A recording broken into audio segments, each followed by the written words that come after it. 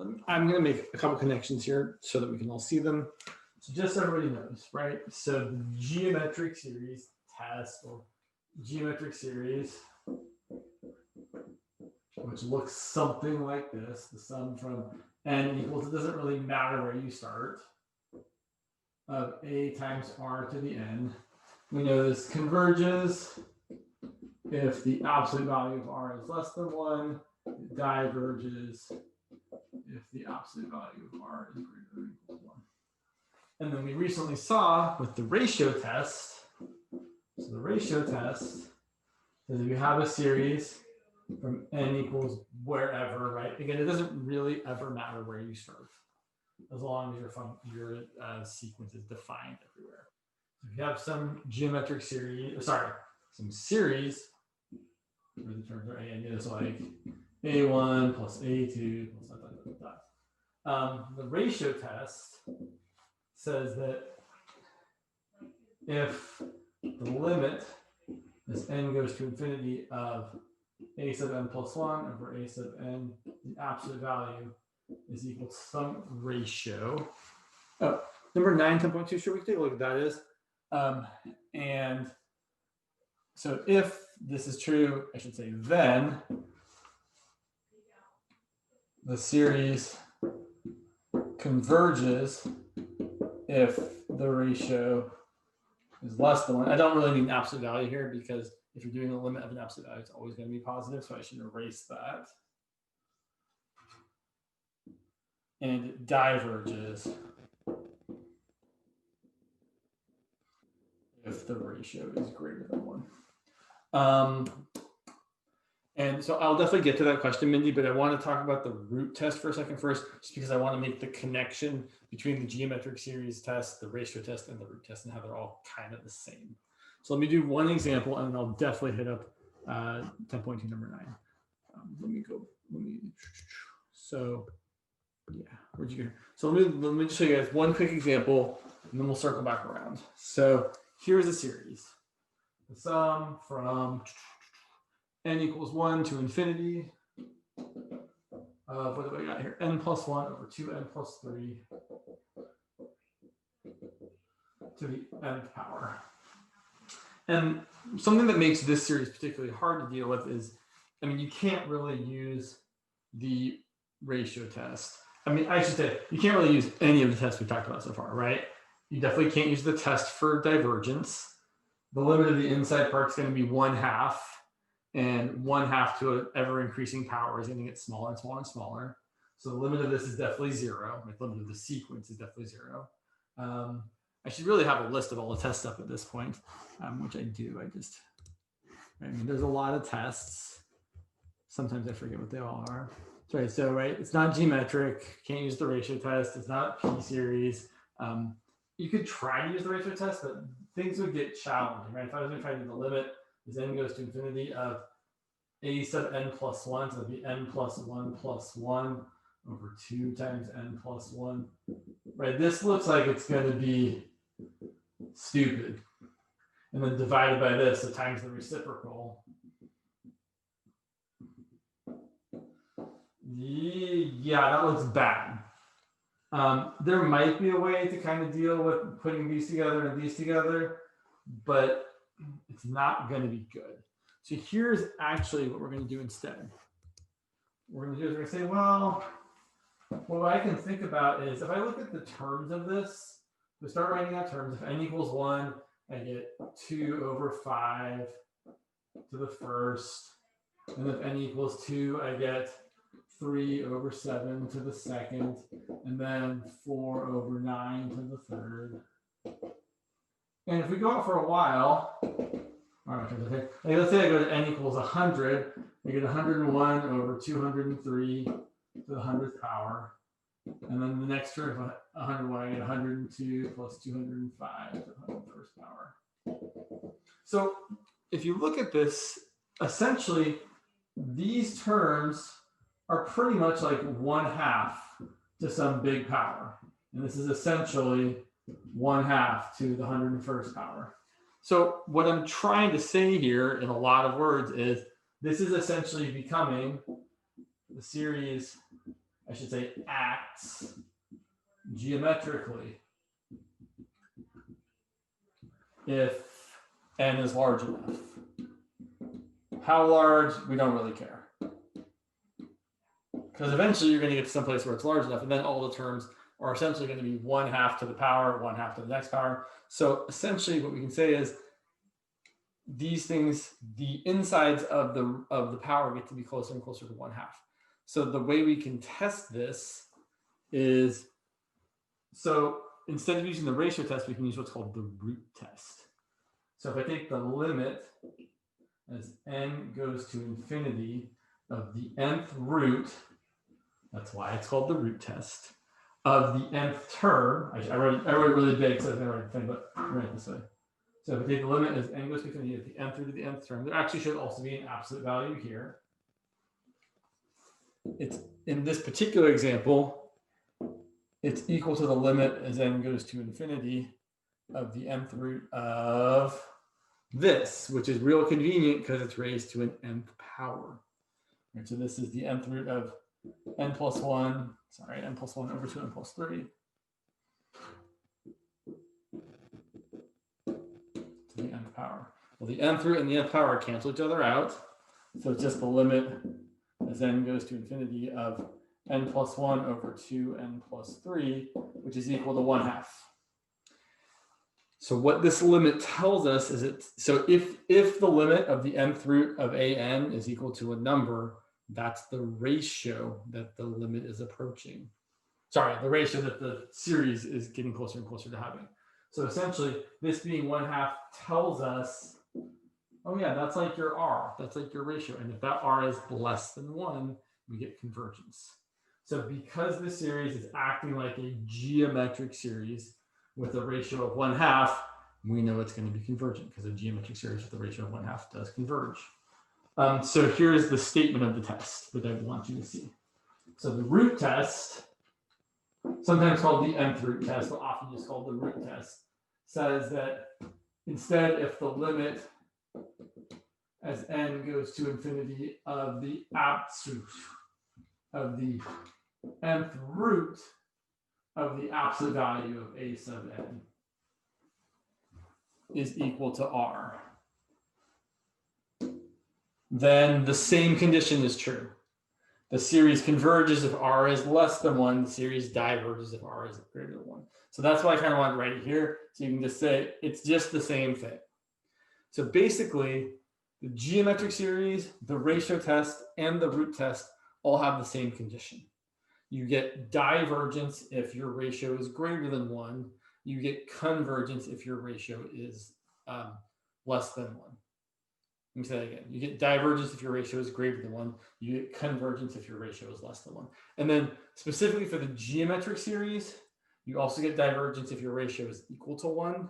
For the other two tests, if you get it equal to 1, you actually get an inconclusive result. You do something else. So root test, you only ever really use the root test if you have something to the nth power, or maybe a multiple of n. Other than that, it's really, it's interesting because it's actually a stronger test. Like the root test will show things converge that the ratio test can't, but the ratio test is the easier test to apply. So typically, I'm only thinking about using the root test here if I have something like this to the nth power or to the 2n power or something like that. So another example, I don't erase this yet. Another example, and then I'll get to the question that was asked. So another example of this would be, what about this series from n equals 1 to infinity of, what do we got here? This one's kind of dumb, but whatever. N plus 1 over 3 to the nth power. There's probably a lot of ways you could do this one, but the nth root test is the easiest thing to apply. If I take the limit as n goes to infinity of the nth root of n plus 1 over 3 to the nth, that's just the limit as n goes to infinity of n plus 1 over 3, which certainly is infinity, which is bigger than 1. So that means this diverges. You also could have shown this diverge just by using the test for divergence, because you can see that the sequence itself, right? If you actually just took the limit of the sequence, the limit as n goes to infinity of n plus 1 over 3 to the nth. Both the insides and the power are getting infinitely large, so the whole thing is getting infinitely large. Since that's not equal to 0, that would also show divergence. But yeah, so one more time, just for fun's sake.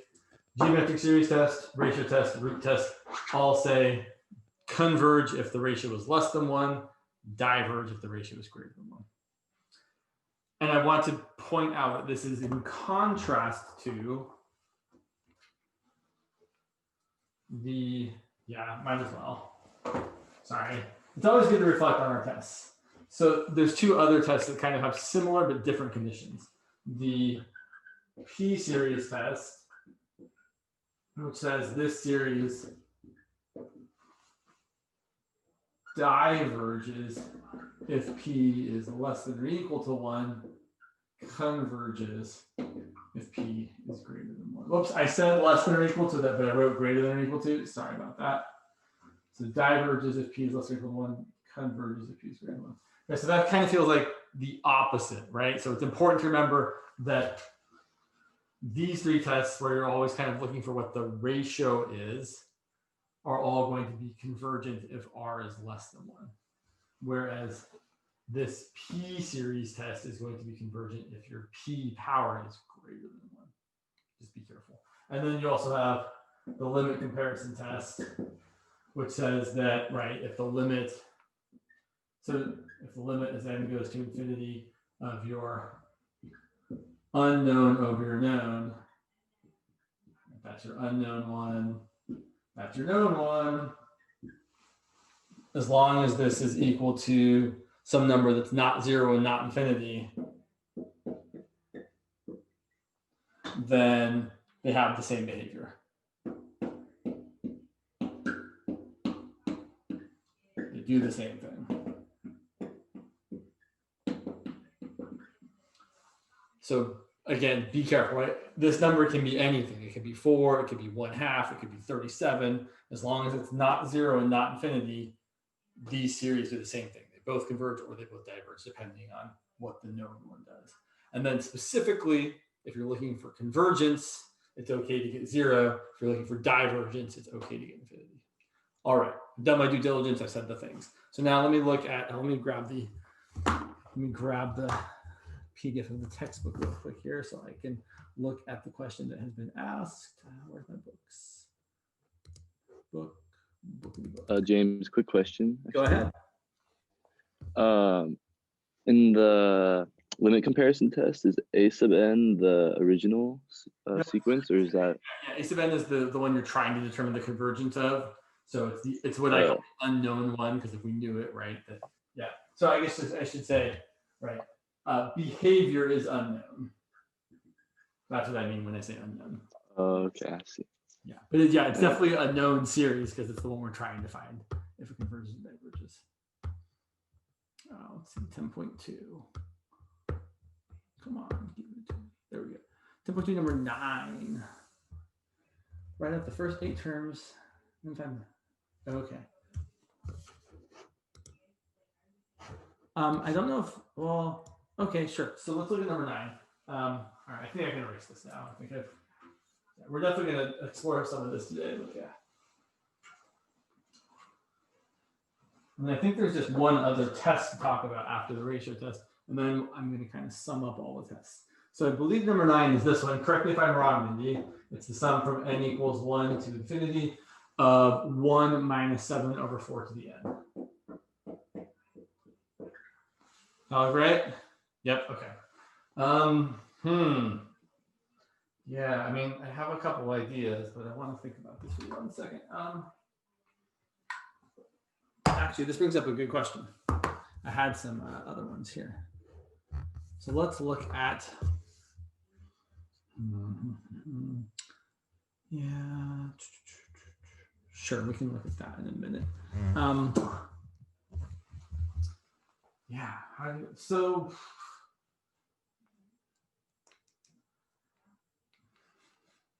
you could break this up. It's probably what I would do. Yeah, so I guess we should do the first part, which is writing the first 8 terms. It seems like a lot. That seems excessive. Find the first 8 terms. So it's going to be 1 minus 7 over 4, and then plus 1 minus 7 over 4 squared, and then 1 minus 7 over 4 cubed, and then the last 2. I'm not going to write them all. 1 minus 7 over 4 to the 7th. 1 minus 7 over 4 to the 8th. That would be the first 8 terms. Ta-da. But to determine if this one converges or diverges, so it kind of looks geometric, or at least this part does. So what we can do is we can actually write this as the sum from n equals 1 to infinity of 1 minus the sum from n equals 1 to infinity of 7 over 4 to the n. And then we can rewrite this one. Now here's the thing. This won't work if this one is divergent to infinity and this one is divergent, right? If you end up getting something like infinity minus infinity, which we know is an indeterminate form, we have to start over. It's not going to happen, but I just want to warn you that if something like for example, if you did something like, say, the sum of, I don't know, I'm trying to make something that would actually work. Sum of n squared minus n, you can't really break this up as the sum of n squared minus the sum of n, because that's infinite and that's infinite, and infinity minus infinity can be anything. You have to tackle this one a different way. This one's not going to happen, but good to be aware of. So this is the sum from n equals 1 to infinity of 1 minus, I'm going to bring out the 7. And I'm left with 1 over 4 to the n, which I can write as 1/4 to the n. And here's what we know. This converges, right? It converges to, I don't know, I don't really care. Not because I don't care, but because this part diverges. And a divergent thing plus or minus a convergent thing is going to diverge. This is diverging to some sort of infinitely large amount, and this is converging to some finite amount. And an infinite thing plus or minus a finite thing is going to be infinite. I wouldn't really say it equals infinity. I would say it diverges, and then if I was pressed on the matter, I would say it diverges to positive infinity in this particular example. This part here does converge to 7 times 1/4 over 1 minus 1/4. But again, I don't think that's particularly pertinent for this problem because the whole thing diverges. I don't think there's a better way to do this. One thought I had was to write this as 4 to the n minus 7 over 4 to the n, but that doesn't seem particularly helpful.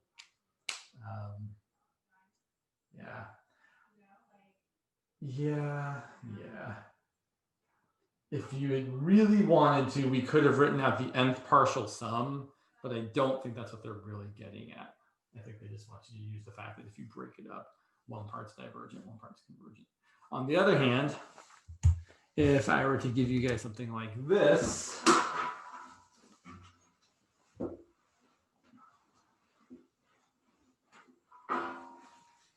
the sum from n equals 1 to infinity, 2 to the n over, plus 3 to the n over 4 to the n. This one, right, if you write out the first few terms, it's going to feel kind of silly, right? Like if I write this out, it's going to be 5 over 4, and then the next term is going to be 4 plus 9 over 16, and then the next term is going to be 8 plus 27 over 64, and so on. It doesn't really look geometric, right? I'm not multiplying, right? This times some bizarre number gets me here, this time some different bizarre number gets me here, right? We're definitely not geometric like this. But if we break this up into the sum from n equals 1 to infinity of 2 to the n over 4 to the n plus the sum from n equals 1 to infinity of 3 to the n over 4 to the n, then we can see that not only is it convergent, right, it's the sum of 1/2 to the n plus the sum of 3/4 to the n, Right? These are both convergent geometric series. We can even see what it converges to. This first part converges to 1/2, right? It's the first term, which is 1/2 to the 1 over 1 minus the ratio. This part converges to 3/4 over 1 minus 3/4. So this converges to 1 plus 3/4 over 1/4 is going to be 3. So it converges to 4. It's kind of neat. On the other hand, where'd you go? If instead, oh, that's a good problem. I like that problem.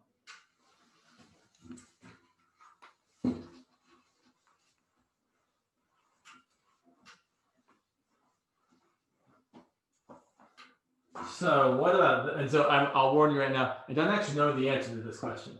I mean, I have ideas, but I don't really know. So if I had the limit, the sum from n equals 1 to infinity of 2 to the n plus 4 to the n over 3 to the n plus 5 to the n. Yeah, good question. So here is my thought. I'm going to kind of treat this or approach this like it was something rational. Meaning, like, say I had something like the sum of 2n squared plus 5n plus 1 over, I don't know, n cubed minus, I don't know, 3n minus 2. Starting at n equals something where this isn't negative. So like, I don't know, n equals 5 to infinity. If I was doing this, what would I compare it to? This 2n squared plus smaller terms over n cubed plus smaller terms, or minus smaller terms, doesn't matter. I would limit compare it to what? Anybody?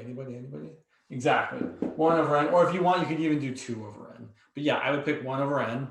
And then you do the limit comparison. You get the limit of the unknown, right? The thing whose behavior is unknown. I'm just going to write unknown over the known. And we know that when we do this over this, we multiply by the reciprocal, you get 2n cubed over n cubed, and the limit ends up being 2, which is not 0 and not infinity. So this thing and this thing have the same behavior, which happens to be divergence. I'm going to take a page from this book and say, well, the idea here ports to here, meaning you're essentially saying the biggest things matter and everything else is trash. The biggest things matter and everything else is trash. So we're going to limit compare with this series. 4 to the n over 5 to the n, or 4/5 to the n. Now, I know before I said that we typically only use limit comparison when you have like ratio, things like this. Well, if you've got fractions, but you can't like using the ratio test here would not work out well. The ratio test, you'd have 2 to the n plus 1 plus 4 to the n plus 1 over 3 to the n plus 1 plus 5 to the n plus 1 times the reciprocal of this, which is, right? This is not going to simplify really at all. You can't really do this divided by this and have it work out in any sort of nice way. Same thing, you can't do this divided by this. You can't factor out a 3 from here and a 5 from here and be left with what you want. So if you've got things that are complicated like this, sometimes you have to go back to the comparison test or the limit comparison test. So I take the limit as n goes to infinity of the unknown behavior series. So 2 to the n plus 4 to the n over 3 to the n plus 5 to the n. Divided by this, which is going to be times the reciprocal of it. So times the reciprocal of 4/5 to the n is 5/4 to the n, or 5 to the n over 4 to the n. What I'm really going to do is I'm going to think about saying, so it's actually, that's an interesting way of saying it. Whatever, actually, so I guess in this case, I might want to actually write it as, fine, here's what I mean. I'm going to write this as the limit as n goes to infinity of 2 to the n over 4 to the n plus 4 to the n over 4 to the n. I'm dividing this by this and this by this. And then in the denominator, I'm going to divide this by this, right? Because multiplying by 5 to the n is like multiplying by 1 over 5 to the n. So I guess it might actually have made more sense to actually say, instead of multiplying by the reciprocal of this, I'm actually dividing by this.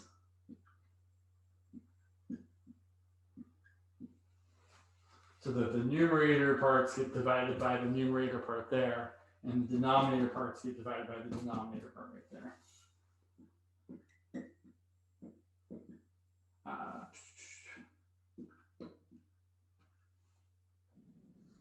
And now look what happens. 2 to the n over 4 to the n is 1/2 to the n. And as n goes to infinity, 1/2 to the n goes to 0. Same deal for 3 to the n over 5 to the n. It's going to go to 0. 4 to the n over 4 to the n is 1. 5 to the n over 5 to the n is 1. You get 0 plus 1 over 0 plus 1, which is 1. And then we have to remind ourselves that 1 is okay, right? This isn't the ratio test or the root test or the geometric series test. This is the limit comparison test, where as long as you don't get 0 and you don't get infinity, you're safe. So that means that this thing converges because we limit compared it with something, a geometric series that is also convergent. So good problem. All right. Yeah, let's go ahead and look at one more just for fun before we get too caught up in the next stuff. So let's see, the next one I had was this one. The sum from, yeah, sure, n equals 1 to infinity of 2n factorial over 3 to the n times n factorial squared.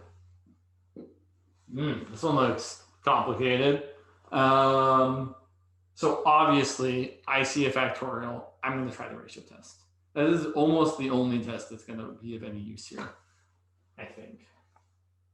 So I'm going to do the limit as n goes to infinity of, I would have absolute values, but everything's positive, so I don't need them. A n plus 1 divided by a n. And just a quick reminder, for the ratio test, we go into it not knowing if we think it converges or diverges. We're just looking to get it to be less than 1 means convergent, greater than 1 means divergent. So here I'm gonna, so here's where I have to be extra careful. 2n, so 2 times n plus 1, I'm gonna have 2 times n plus 1 factorial over 3 to the n plus 1 times n plus 1 factorial squared. That looks kind of funky. And then divided by this is multiplied by its reciprocal, and multiplied by 3 to the n times n factorial squared divided by 2n factorial. All right, so I'm going to group this thing with this thing, 3 to the n with 3 to the n plus 1, which we're used to just 1/3, and n factorial squared over n plus 1 factorial squared. So here's what I'm going to get. I'm going to get the limit as n goes to infinity of 1/3 times, so this n factorial, well, let's write it out. So n factorial squared over n plus 1 factorial squared. And then I have, so 2 times n plus 1 is 2n plus 2. So 2n plus 2 factorial over 2n factorial. All right, let's write some things out. Meaning I can write this as the limit as n goes to infinity of 1/3 times.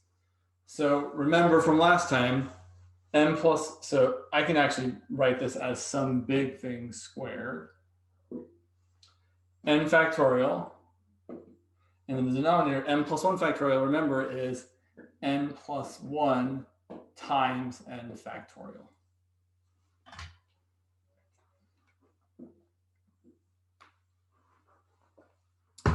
And here, so here there's actually going to be two terms that are left over. What I mean by that is 2n plus 2 factorial is 2n plus 2 times the next smallest integer, which is 2n plus 1, times the next smallest integer, which is 2n, times all the smaller things, which means it's 2n factorial, over 2n factorial. So these things cancel out. So let's see what we're left with here. This looks very complicated. I wish I had more room to write this. I guess I'll write it up here so I don't have to write anything.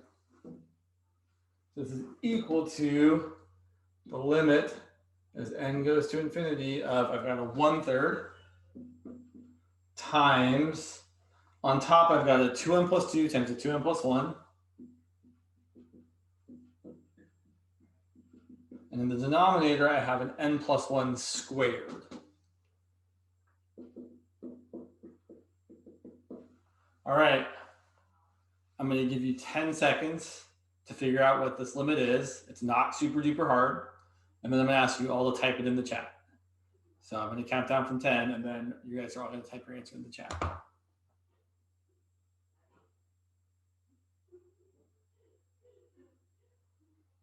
I can't do my pinky. Yeah, okay. All right.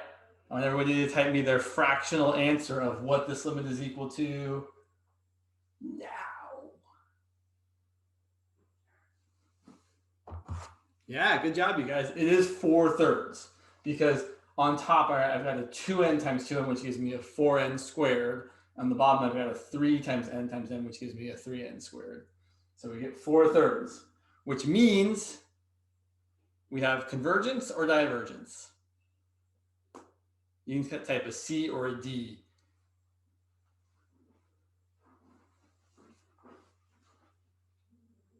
I've actually forgotten. I think it's divergent,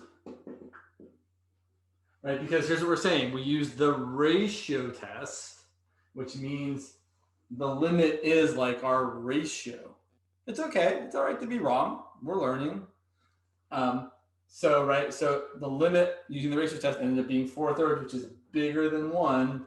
And when our ratio is larger than 1, we get divergence. Nothing wrong with being wrong. I mean, you know what I mean. Yeah, this one diverges. This is definitely a tricky one. It takes a little bit of work, but it's perfectly fine. I feel like there's something else I want to say here. No, I guess not. Okay. Actually, I'll leave that up for a second. The thing that I wanted to point out though is that when you do 2n plus 2 factorial over n 2n factorial, you do get 2 terms left over instead of just 1. Something else, yeah, I should say this actually. Something that is worthwhile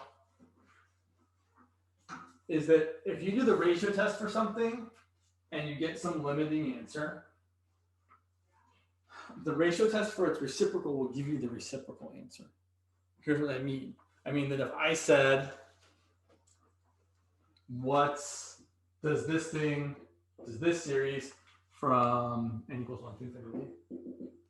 So this series here of 3 to the n factorial squared over 2n factorial. If we had just done that problem, which has no ifs about it, we did do that problem.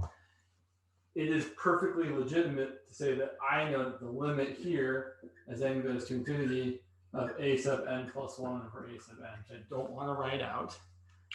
Well, right, I'm just taking the thing I did before and flipping it over. But if you take a limit and you flip it over, you're just going to flip over your answer. So you're going to get 3/4. So this would be 3/4, which is less than 1, which means this converges. It's kind of neat. But yeah, limits of reciprocals are the reciprocal of the limit. So if your previous limit is 4/3, the limit of the reciprocal is the reciprocal of the limit 4/3. The reciprocal 4/3, 3/4. Okay. So back to the root test. So the root test, I really feel like there's literally nothing else to say about it. I guess there's one other thing to say about it. So if you had, oh, I feel like there was something else to say about it. Where'd you go? Cool problem that I had. I had a root test problem chilling somewhere. Maybe it disappeared. Oh, I know where it is. Cool. There we go. Okay, cool. So I will point out, just like with the ratio test for a geometric series, the root test would also show a geometric series did what it did. Meaning, if you had a geometric series like the sum from n equals 3 to infinity of 2 times 3 forced to the nth power. Yeah. I don't know if that's, I guess we can just factor out the 2, not worry about it.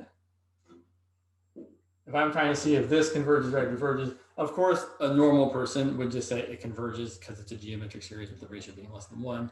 But you could also use the root test and take the nth root of 3/4 to the n, which I know is not exciting because you're just taking the limit as n goes to infinity of 3/4, but that's equal to 3/4, which is less than 1. So the ratio test and the root test will both kind of degeneratively show that the geometric series converges, but it's kind of silly. But there are some more interesting root test problems. I feel like my blue pens are starting to die. It's all right. That's not all right, actually. I don't have more blue. I mean, I have more blue, but I got some new. So it used to be, I know you guys won't really care about this, but I'm going to tell you anyway. It used to be that we would just buy new pens because they were cheaper than buying the refills, which was stupid. But now we found that some of the refills, specifically the black and the red refills, are cheaper than buying new pens. So I've got lots of black and red refills, but no blue. So I'll have to portion out my blues. So let's look at this one. Here is an excellent candidate. Sum from n equals 1 to infinity of n minus 3 over n to the n squared power. If you have a series where everything is to the nth power or to the nth either times something or to an additional power, that is an excellent candidate for the nth root test. So this would be a good candidate. So would this. The sum from n equals 1 to infinity of n plus 2 over n to the 3n power. These are both at least good candidates. Maybe they don't work out. Like sometimes you think something's going to work and it doesn't. This one might not work out so hot. It's all right. So nth root test. People usually just say the root test, but sometimes we say the nth root test. So again, we're taking the limit as n goes to infinity. And instead of writing the nth root, let's make our lives easier and just write the 1 over n power. And that's really what we're doing. One word of caution here, right? This n squared is not the same as 2n, right? This is n minus 3 to the n squared in parentheses power, right? It's not, you don't have a parentheses here, so you can't bring the 2 down and multiply by the n. So, but this 1 over n power can come down and multiply. So this ends up being the limit as n goes to infinity of n minus 3 over n to the n squared times 1 over n power, which is just n.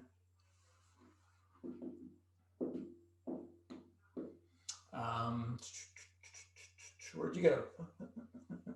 Sorry, one sec. Yeah, so that's, I'm going to simplify the insides here to make it a little bit easier. That's 1 minus 3 over n inside to the nth power. Okay, now here's the thing. This is a limit that your teachers are probably going to expect you just to know. So I'll remind everybody of a limit we do know, or at least that we've done.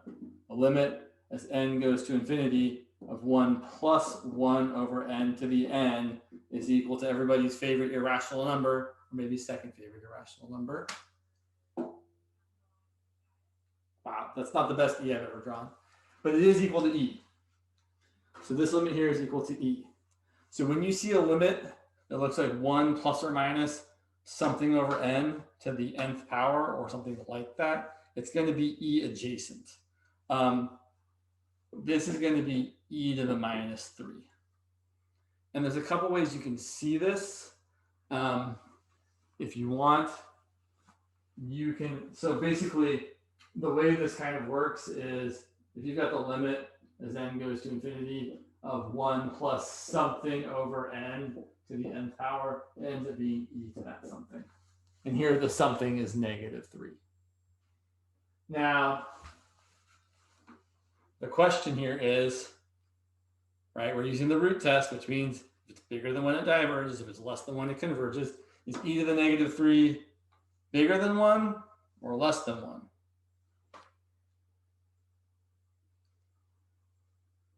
Yeah. So this converges. And I will also say there's really no other way we could have shown it. Right? No other test. I mean, it's probably possible, but this is definitely the most straightforward way of showing that this particular type of thing is convergent. On the other hand, this one, which I'll have to use the other side of the board for,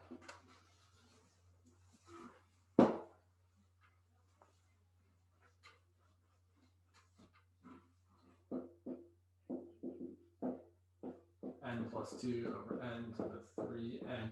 If I use the root test here, I get the limit as n goes to infinity of n plus 2 over n to the 3n to the 1 over n. It's usually good to write down which test you're using.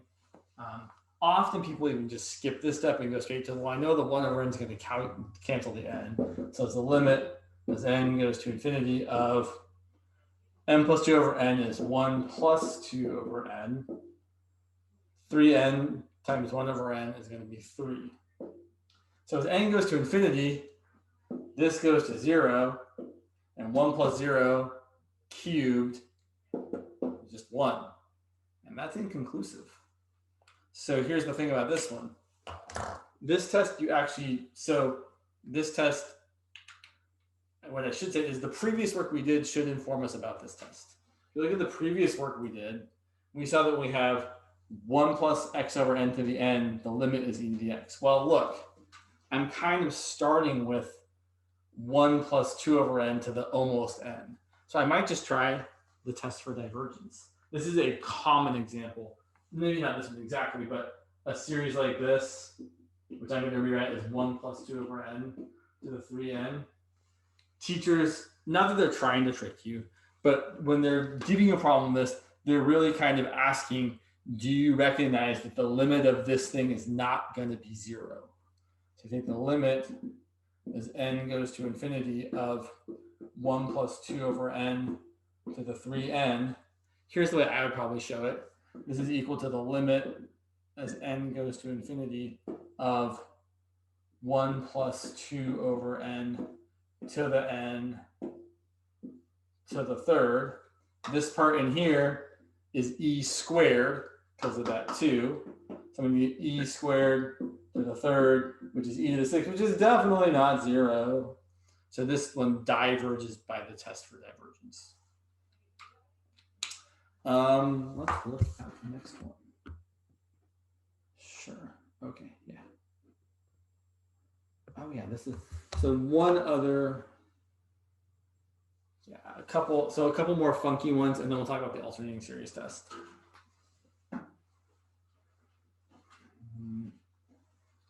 Actually, I'm going to give you guys a problem related to what we just were talking about. Let me make sure I've got it set up the right way. So I want you guys to use the ratio test to determine if this series is convergent or divergent. Oh gosh, now I have to remember what it is. Yeah, n to the n over n factorial. So I want you guys to use the ratio test. The limit as n goes to infinity of a sub n plus 1 over a sub n. So try and work that out. You should eventually get something kind of like a 1 plus 1 over n to the n showing up. So if you found this limit, you have found it to be e. But let's see why. It's a little tricky. It requires a little bit of careful rearranging. So a sub n plus 1 is n plus 1 to the n plus 1 over n plus 1 factorial. And then a sub, or the reciprocal of a sub n is just this flipped over. So n factorial over n to the n. And then here's what we're going to do. We're going to do two things. First of all, we're going to group our, we just write it as one big fraction. How about that? So the n plus 1 to the n plus 1 is actually the part I think is the trickiest to know, that we have to write it out as n plus 1 to the n times n plus 1. That's kind of the part that really lets us actually finish this problem. And then the n factorial is just n factorial. The n to the n I'm going to put over here. And the n plus 1 factorial, as you've seen a couple times now, n plus 1 factorial is going to be n plus 1 times n factorial. And look, a lot of things cancel. The n factorials cancel, and the n plus 1s cancel. So now we're left with the limit, sorry, excuse me, as n goes to infinity of n plus 1 to the n over n to the n. But instead of writing it as n plus 1 to the n over n to the n, we should write it as one fraction to the nth power. We should write that as the limit as n goes to infinity of n plus 1 over n to the nth, which we should then really write as the limit as n goes to infinity of 1 plus 1 over n to the n. And as we've seen 2 or 3 times today, this limit is e, which means this series, so now I should back up. We did the ratio test. We got a limit. The limit was bigger than 1, which means our series, what does it do?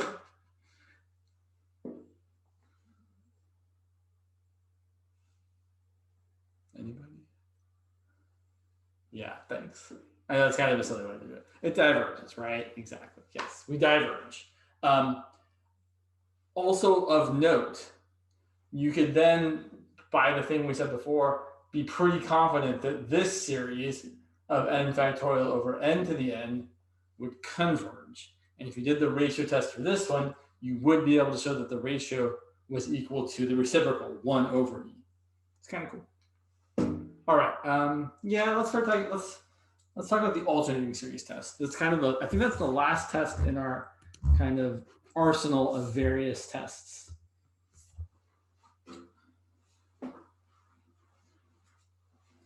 Oh, that's an interesting point that I hadn't thought about. So alternating series test.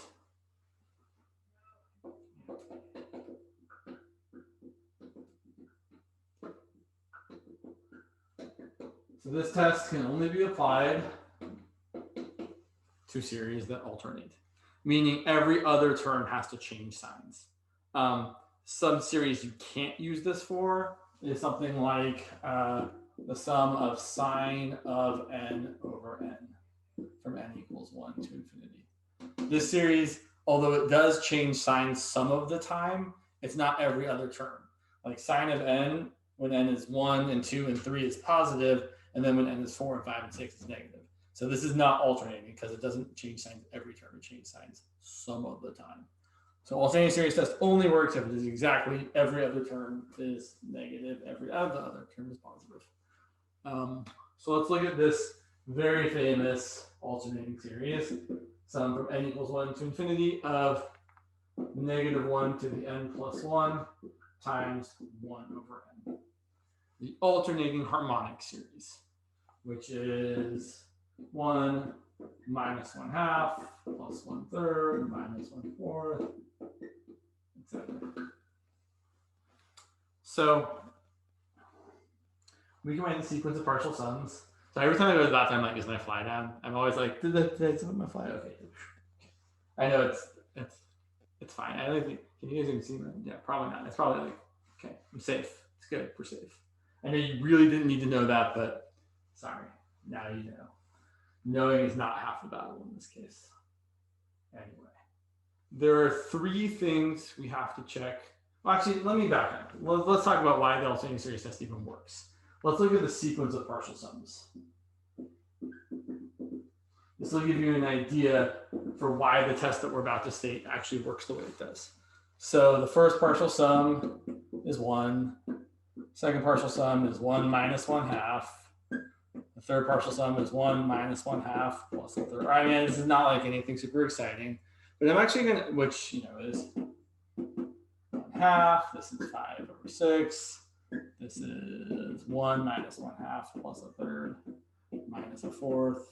That's going to be 10/12 minus 3/12, which is 7/12. This itself might not seem very explanatory, but let me graph it for you and kind of show you what's happening. And you'll see why we need the two conditions that we need. The conditions being that, well, actually 3 conditions, which we'll talk about in a minute here. So let's say I'm going to graph things. And on my x-axis is going to be n. And on my y-axis is going to be the nth partial sum. And I'm going to give myself kind of a y-x-axis here. So, or a y-axis. So let's say this is 1. That's really how I want to do this. This is not how I typically, sorry. I'm going to do this slightly differently. Apologies. So here's what I'm going to do. Yeah, I'm going to do it this way. Let's just use the x-axis.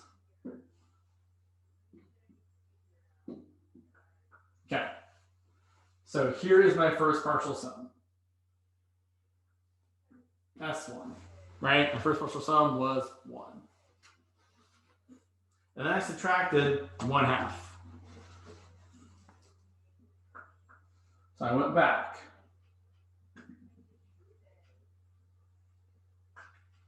Here's my second partial sum.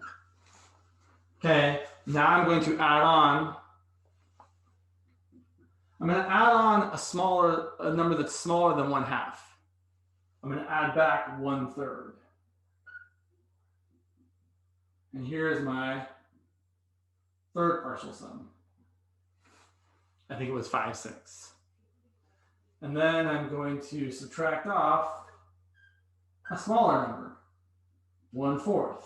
You get my fourth partial sum, which is S4, which was like 7/12. And I think you guys can kind of see the idea here is that each time I'm going to, since it's alternating, change the direction of the arrow. But since the terms are all getting smaller, I'm not going to go as far. So I'm going to go a little bit less far, and then a little bit less far, and keep kind of at this game.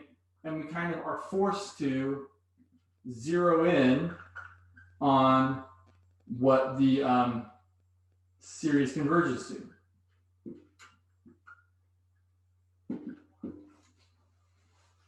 And this is kind of the basis of the alternating series test.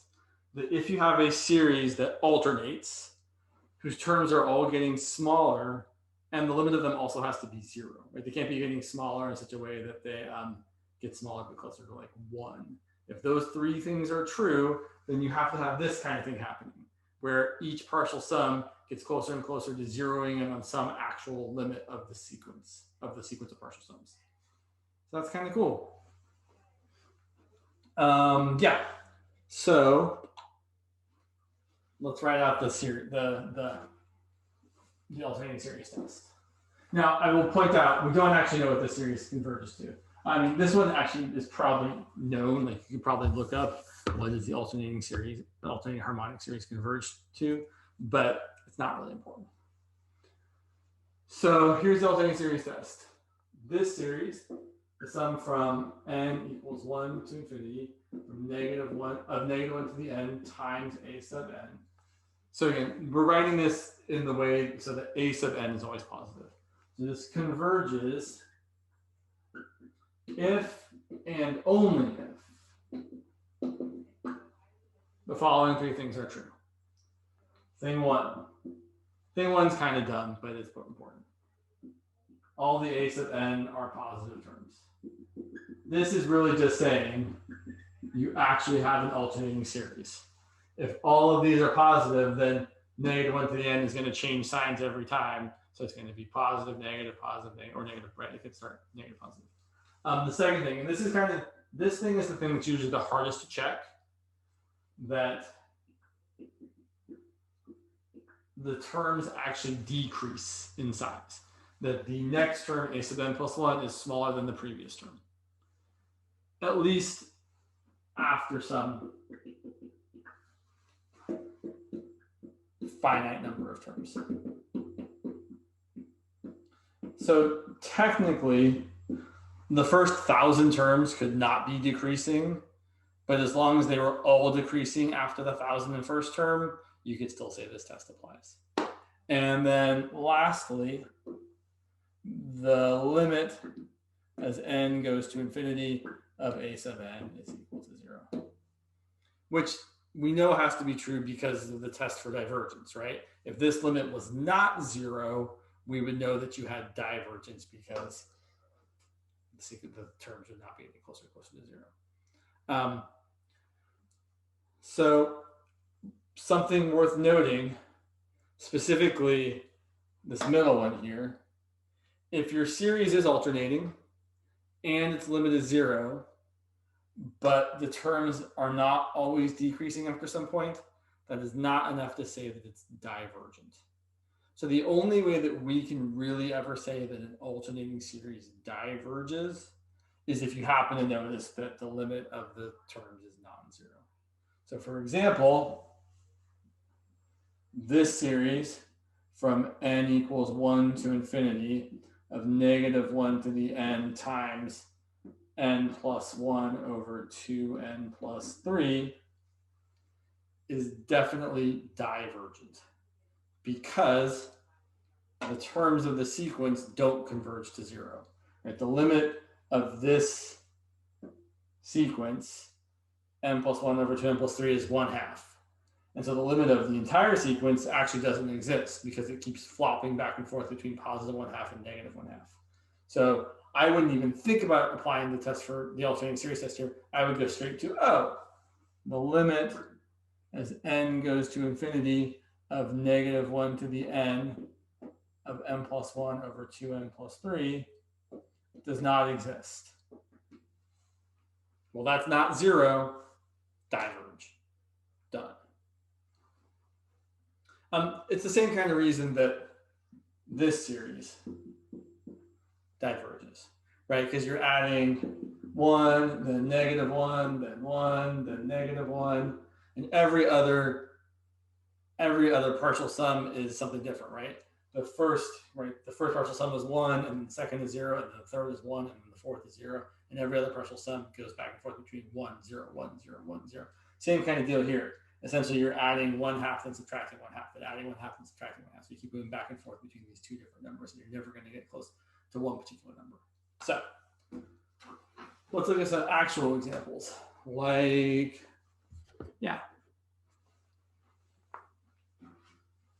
So let's look at something like this. The limit is sorry, get a little ahead of myself there. I want to know, does this series from n equals 1 to infinity of negative 1 to the n over the square root of n, does this converge or diverge? Well, we're going to use the test. So this definitely looks like an alternating series with our a sub n equal to 1 over the square root of n. And so I definitely think it's in your best interest to make sure that the limit is 0 before you try to show it's decreasing. And I will mention, I used to think when I was younger, like didn't know this really well, that, well, if the limit's 0, of course it has to be decreasing, but that's not true. You can find a series or a sequence whose limit is 0, but kind of it approaches 0 like this. Like maybe it's some positive number, a smaller positive number, smaller positive number, and then it gets a little bit bigger, and then you can have something that approaches 0 like this, but is not ever always decreasing. So you actually have to check that the thing is getting smaller every term. So obviously the limit of this is equal to 0. Limit as n goes to infinity of 1 over root n definitely equals 0. And the second thing I want to check is, are the terms getting smaller? So is it true that 1 over the square root of n plus 1 is smaller than 1 over the square root of n? Of course it's true, because it's pretty clear that over here the denominator is larger, so this fraction must be smaller. I don't think you need to say anything more than that in this particular problem, right? It is obvious to all of us, I think, that this fraction is smaller than this fraction. So then we can say that, yes, this series of -1 to the n over the square root of n converges by the alternating series test. I didn't even check to see that the terms are always positive. Yes, the terms are always positive, right? Again, I don't think that's something that really needs to be explicitly said unless it is not immediately clear. Okay, so let's look at some other examples. I feel like there was something I wanted to say here. No, I guess not. I guess I'll say that later. Cool. Yeah. This is kind of a classic example. Oh, I didn't want to erase the one I just did. Oh, well. Yes, I am. So here's a classic example of one that is hard to do. Sum from n equals 2 to infinity of -1 to the n plus 1 times the natural log of n over n. Yeah. Okay, so first of all, it is alternating, right? It's definitely true that this sequence, ln of n over n, is positive. It's positive, at least positive, for n greater than or equal to 2. It would be 0 for n equal to 1, so that's why we didn't include that one. And then it is also true that the limit as n goes to infinity of the natural log of n over n, if we use L'Hopital's rule, is equal to the limit as n goes to infinity of 1 over n over 1, which is for sure 0. So we've checked off the 2 easy boxes. We need to check off the third box, which is harder. Now, here's the thing. It is hard, although not impossible, but it is hard to directly show that an plus 1 is less than an. I'm going to write it up, but I'm not going to actually do it this way. If someone wants to see this later, you can ask me in office hours. It's really not that bad, but it is kind of bad. I want to show that the natural log of n plus 1 over n plus 1 is smaller than the natural log of n over n. And here's the problem. Unlike the previous one we did, it was really obvious that the denominator got bigger, so this thing was smaller. But here, well, yeah, the denominator is bigger, but the numerator is also bigger. And when you make the denominator and the numerator bigger, it's unclear if you've actually made the fraction larger or smaller. There's a way to deal with this. It's moderately complicated, but the thing is we don't have to. Because what we're trying to ask here is this sequence decreasing? Well, we know how to show a function is decreasing. We just have to show its derivative is negative. So that's what we're going to actually do. Instead of trying to deal with that, we're going to show that the function of the series, so we're going to show that f of x equal to the natural log of x over x, we're going to show that that is decreasing. Okay, we can do that. So we're going to take the derivative, which is the bottom times the derivative of the top, minus the top times the derivative of the bottom, all of the bottom squared. And that's going to be 1 minus the natural log of x over x squared. And we want this to be negative. Well, the bottom is always positive. So really we're just trying to show that 1 minus natural log of x is negative, or that 1 is less than natural log of x, or that e to the 1 is less than e to the natural log of x. So that, yeah, my derivative is negative as long as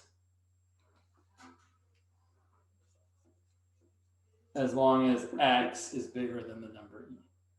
So this is true for n bigger than e, which is certainly for n bigger than or equal to 2.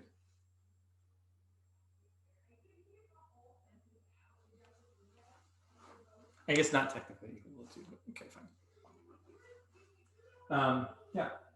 So that's what we are doing. So this is sufficient, right? We have now shown that this is decreasing, which is all that says, right? an plus 1 less than an just means it's decreasing. So we're good. We showed it's decreasing. So then this series converges by the alternating series test. It's kind of neat. I really think these convergence divergence tests are pretty cool.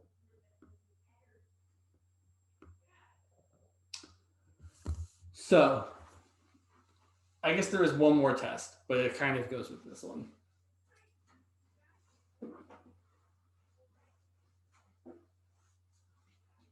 So let's look at this next one. Where'd you go? So what about this alternating series? A series from n equals 1 to infinity of negative 1 to the n plus 1 times n over n cubed plus 1. Now, a couple things. Well, actually, I'll say that after this.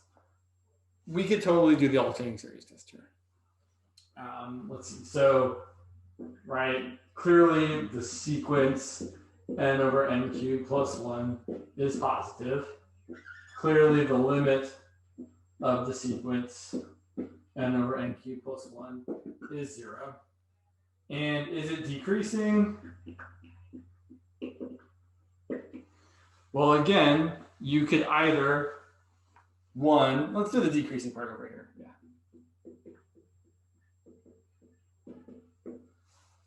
It's usually easier just to show the derivative is negative. You could try and show that n plus 1 over n plus 1 cubed plus 1 is less than n over n cubed plus 1. And it's not impossible to do this, right? I would cross multiply and have n plus 1 times n cubed plus 1 less than n times n plus 1 cubed is n cubed plus 3n squared plus 3n plus 1 plus 1. And then you multiply this out, and this would be n to the 4th plus n cubed plus n plus 1. This would be n to the 4th plus 3n cubed plus 3n squared plus 2n. And then you would cancel a bunch of stuff. So this cancels here. You subtract. So you end up getting 2n cubed plus 3n squared plus n plus 1. And yeah, this is always greater than 0 for probably any n that is greater than or equal to 1.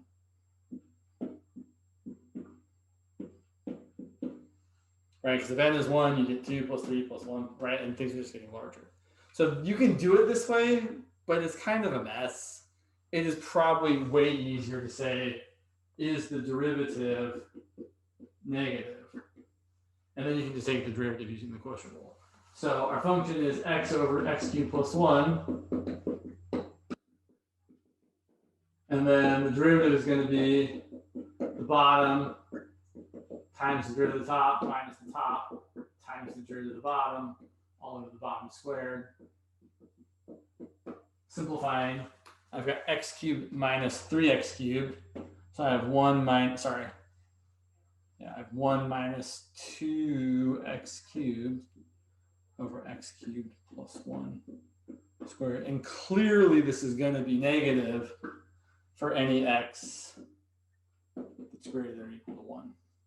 So if x is 1, you get 1 minus 2, and if x is bigger than that, you get 1 minus an even larger number, and the bottom's always positive. So I think, and I hope you agree, that doing this was definitely easier than trying to do this. So we've shown by the alternating series test that this converges. And now what I really want to say is, we really didn't need to do any of that work. We did for the previous ones, but for this one, we could have actually done something different, which is the following. we could have said, we could have used the absolute, or I should say the test for absolute convergence. So we can talk about the absolute convergence test, which says the following. If the sum of the absolute value of your sequence converges, then so does the sum of the original sequence. Also converges. So this is really only a useful test if you're talking about an alternating series. So we can say, well, look at this. The sum from n equals 1 to infinity of my series, -1 to the n times n over n cubed plus 1. If I take the absolute value of that sequence in there, I'm essentially just getting rid of the alternating part, right? It makes it so every term is positive. So this is just equal to the sum from n equals 1 to infinity of n over n cubed plus 1. But this series here, we know is convergent. You can either do direct comparison or limit comparison test, right? If I limit compare this with 1 over n squared,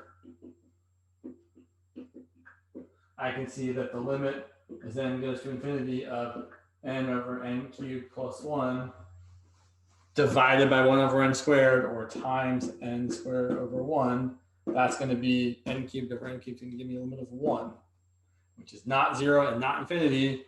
So this and this do the same thing. So this converges, which means that the original series without the absolute value also converges. So the absolute convergence test is a little bit of like extra words, right? So we see that this series converges, which means that the original series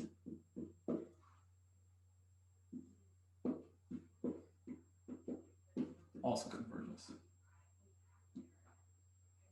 Or we also use the words and say that this converges absolutely if it converges by the absolute convergence test.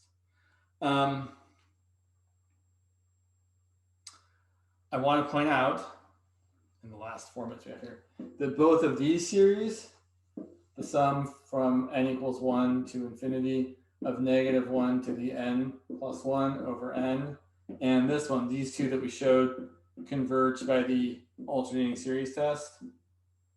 Neither of these converge absolutely. Right? If you use the absolute convergence test here, you're going to have 1 over n, which we know diverges by the p-test, and you're going to have 1 over the square root of n, which we also know diverges by the p-test. So here's what I want to say. These two series are called conditionally convergent. The series is conditionally convergent if its alternating series converges, but its absolute value series doesn't. Or you say it's conditionally convergent if it converges, but it's not absolutely convergent. Whereas this series is absolutely convergent. And the thing that's weird about conditionally convergent series is you can rearrange the terms. Not that we're going to do this at all, but it is true. Especially like the kind of classic example again is this alternating harmonic series here. You can write the infinite series and you can rearrange the terms to make it actually add up to anything, which I know might sound a little weird, but it's true. You can make a conditionally convergent series converge to any value you want. Weird. But I should say, so I lied just a tiny bit. Alternating series are the primary place where we use the absolute convergence test, but it's also good for things that I mentioned before that are not alternating but are sometimes negative. So a really good example of this would be something like this series, the sum from n equals 1 to infinity of sine of n over n cubed. This series, some of the terms are positive, some terms are negative. But if I look at this, if I look at instead the sum from n equals 1 to infinity of the absolute value of sine of n over n cubed. Well, I get to say two things. Say one, all of these terms are positive. And two, check this out. The absolute value of sine of n right? N cubed is always positive when that's positive, so I'm not worried about the bottom part. But I know that this is definitely greater than or equal to 0. It's never actually equal to 0 unless n is 0. And it's less than or equal to 1 over n cubed. So the nice thing about a sine or a cosine is that if you're taking the absolute value of it, you automatically get to say it's less than 1, which is great. I mean, it's less than 1 anyway, but then it's also bigger than 0. And you can say, hey, look, there's a thing, and I know that this series converges. So this series converges by direct comparison.